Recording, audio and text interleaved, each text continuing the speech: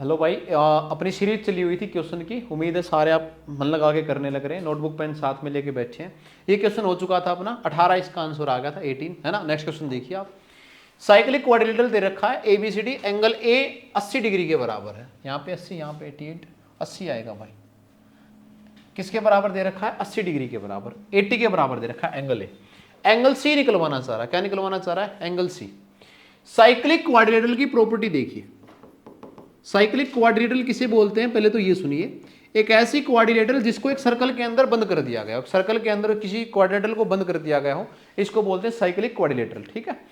Cyclic quadrilateral के आमने सामने के जो एंगल होते हैं, आमने सामने के जो एंगल, इनका सम 180 डिग्री के बराबर आता है। किसके बराबर आता है? 180 डिग्री के बराबर आता है। अगर ये 80 डिग्री है तो इसका सम कितना, ये कितना आना चाहिए? 100। एंगल सी पूछ रखा है ना, बिल्कुल यही नहीं कि किसके बराबर आएगा, 100 के। अपनी नोटबुक में लिख लेना कि कभी भी अगर साइक्लिक क्वाड्रिलेटरल दे रखा है, आमने सामने के एंगल कितने बनते हैं भाई? 180 डिग्री का सम बनाते हैं, यानी कि कितना आ गया? 100 डिग्री। ठीक है। नेक्स्ट क्वेश्चन देखिए भाई।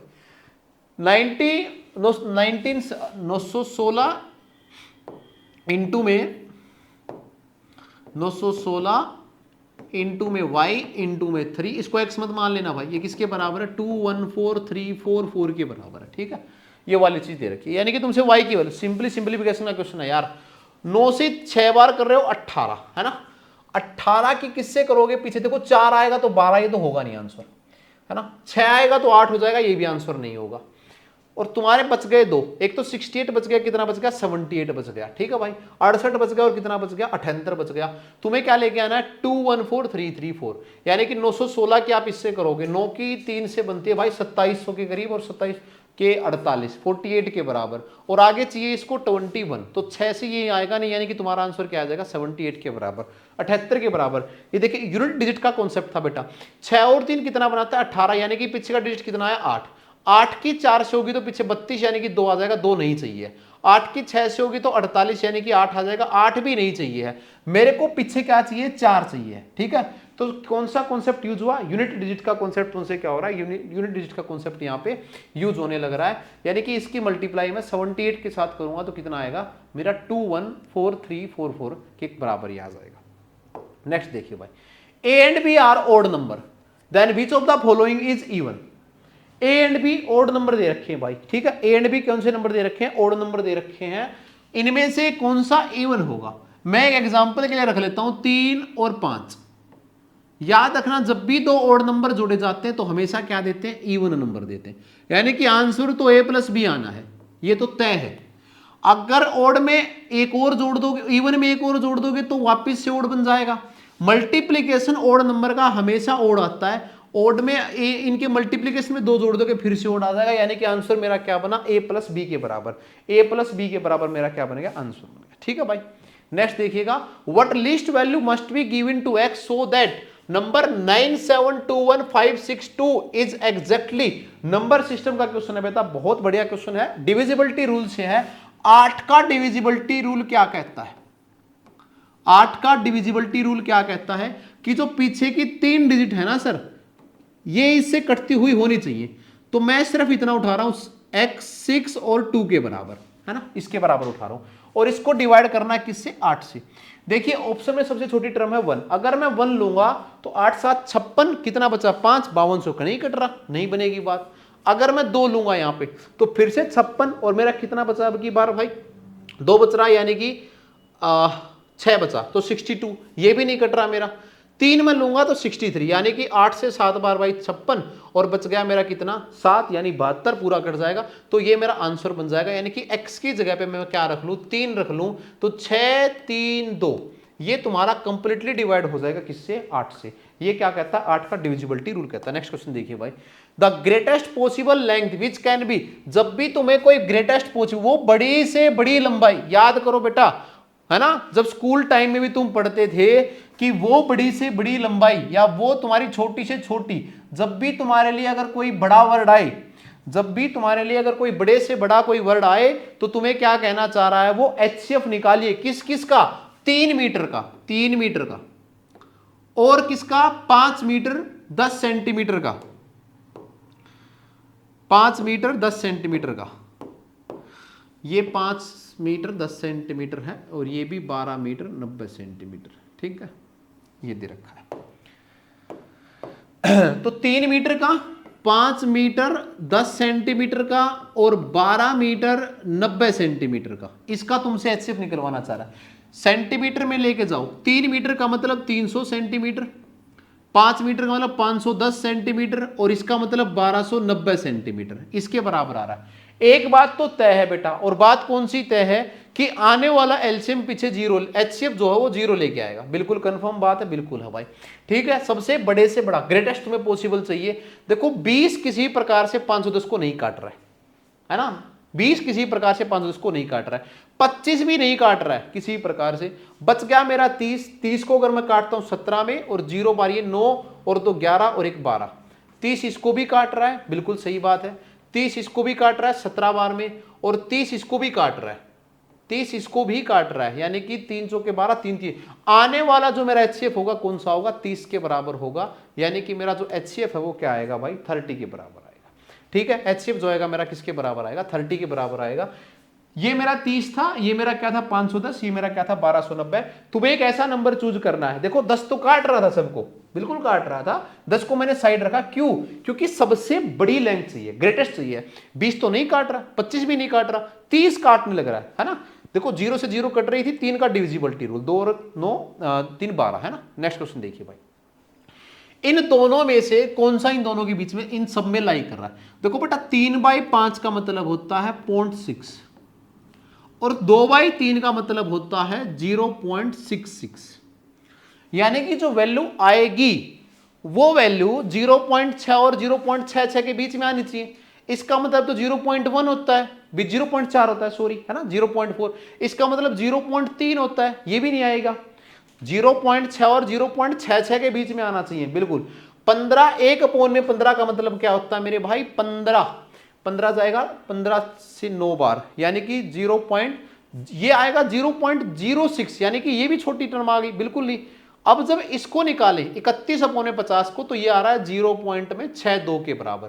तो बिल्कुल ये 0.6 से बड़ा है और 0.66 के बीच में आ रहा है, यानी कि मेरा आंसर आ गया 31/50 के बराबर। क्वेश्चन बढ़िया लग रहे हैं आपको। 20-21 तारीख को पेपर होने जा रहा है ना, हरियाणा का, वो भी आपके देखना है कि किस प्रकार से आपके क्वेश्चन बनने लग रहे हैं वहां पे। फिर नवंबर के अंदर दिल्ली पुलिस का पेपर आपके पास आने लग रहा है, और क्या ही लोगे तुम, तैयारी को लग जाओ बस अब, है ना। वैकेंसी की चिंता मत करो, इलेक्शन नियर बाई है। देखूंगा कितने फंसेंगे इस क्वेश्चन में, है ना, कितने फंसेंगे ये देखूंगा मैं। x प्लस में 1/x की वैल्यू 2 के बराबर दे रखी है, x की पावर 0 प्लस में 1/x की पावर 0, है ना।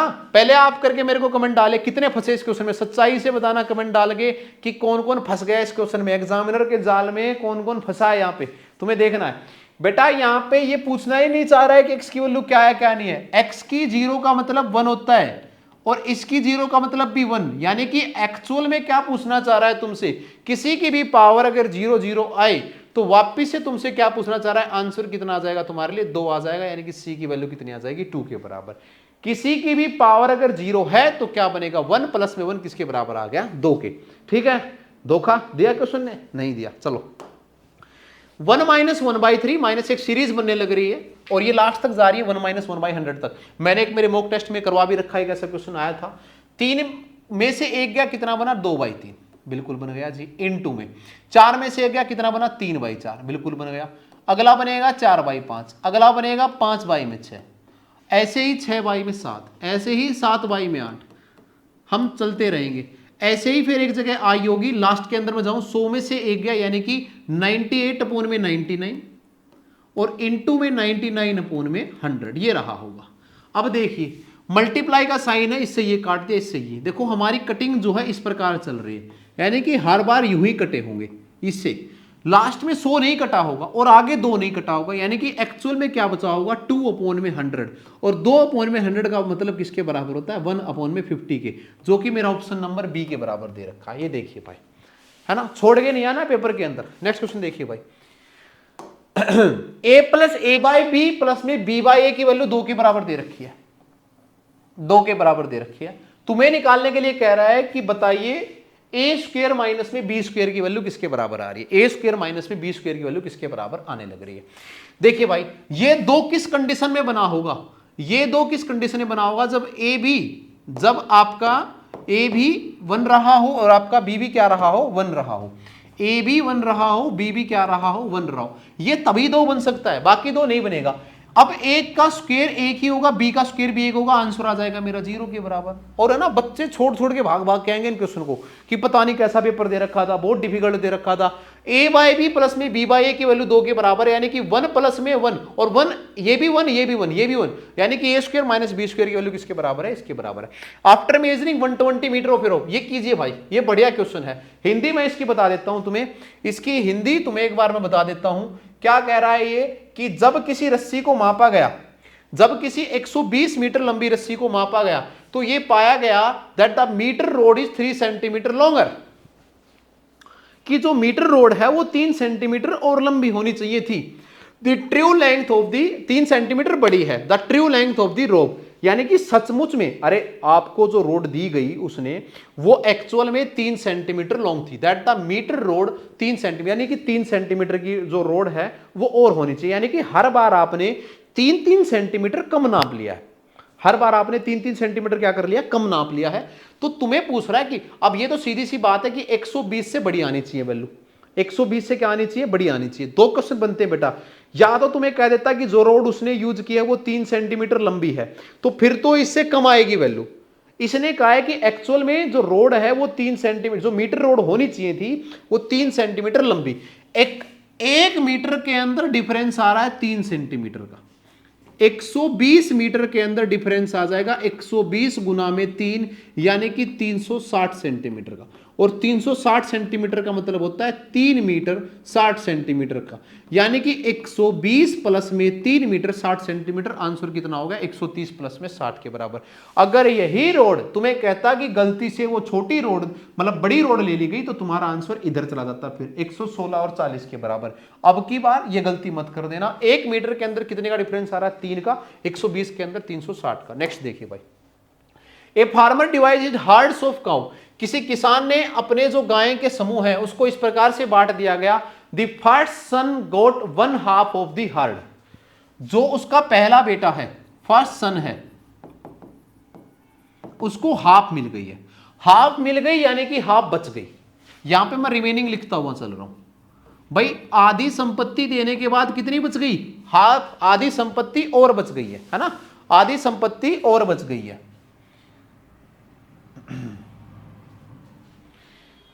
आधी देने के बाद आधी संपत्ति और बच गई है। द सेकंड सन, अब जो सेकंड सन है उसको दिया जा रहा है 1/4, ठीक है भाई। थर्ड को दिया जा रहा है 1/5 यानी कि 1/5, और फोर्थ सन को जो लास्ट में बच गया इसको 7 गायें मिल रही हैं, 7 गौ, यानी कि गेम कहां पे खेल रहा है, इनके साथ खेल रहा है। जोड़िए भाई, 1/2 प्लस में 1/4 प्लस में 1/5। अरे क्वेश्चन समझ में आया, पहले बेटे को आधी दी गई है, अगले को 1/4, नेक्स्ट को 1/5 दिया गया है। इन सबको जोड़ने के बाद मेरे पास एलसीएम कितना आ रहा है, 20 के बराबर, यानी कि 10 प्लस में 5 प्लस में 4, जो कि मेरा किसके बराबर आ रहा है, 19/20 के बराबर। एक चीज का ध्यान रखना, अब यहां पे क्या बना कि 20 में से 19 गायें दे चुका है ये, यानी कि रिमेनिंग कितनी आई, अरे रिमेनिंग कितनी आई, 1/20। कभी भी फ्रैक्शन का क्वेश्चन आए तो कंप्लीट वैल्यू 1 के बराबर होती है। एक में से एक 19/20 को घटाओगे तो 1/20 ही आना है, या मैंने जो तरीका बताया है, कंप्लीट 20 में से 19 निकल चुकी है, बच गई कितनी, 1, किसके बराबर बच गई, 1 के बराबर बच गई। रिमेनिंग 1/20, 1/20 की वैल्यू किसके बराबर दे रखी है, 7 के बराबर। इसको भी गुना 20 करो, इसको भी 20 से, यानी कि टोटल गायें कितनी रही थी, 140। पूछा क्या इसने, टोटल नंबर ऑफ गायें पूछी, यानी कि 140 के बराबर।